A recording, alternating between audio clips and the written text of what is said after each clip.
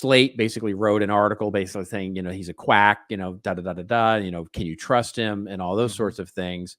And then a New York Post article came out, sort of even worse, sort of talking about him, and he's starting to get a lot of backlash now on his celebrity.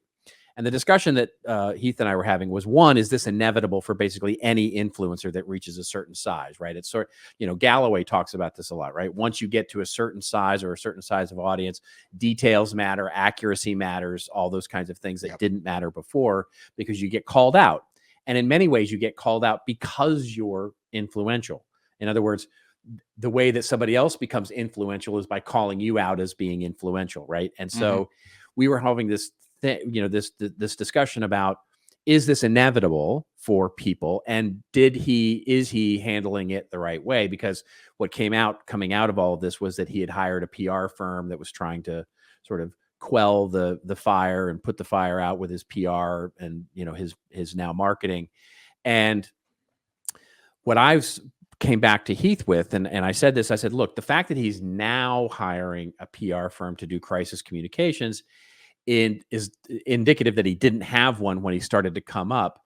And it's one of the mistakes that I see that at a much smaller scale that I see content creators making now, which is not thinking enough, sort of overestimating their ability to handle the idea of themselves as an influencer or as a celebrity without getting sort of professional and sort of or managerial help, right? I guess it's more than anything, this is a safety tip, right? When you start to look at it, you get a little bit famous, right? You get a little bit famous, you get, you still have a lot of leeway to F up, right?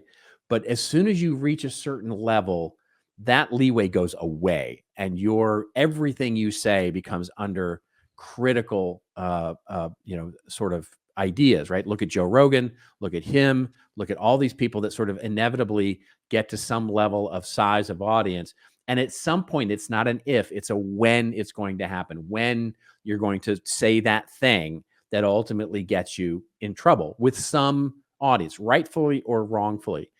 And so the key here is knowing when to hire a professional to help you manage your brand, manage as a content creator, as a media brand, as a content creator and a media brand, knowing when you can have someone create all the guardrails that you need. In other words, save you from yourself, save you from saying that stupid thing or that lie or whatever.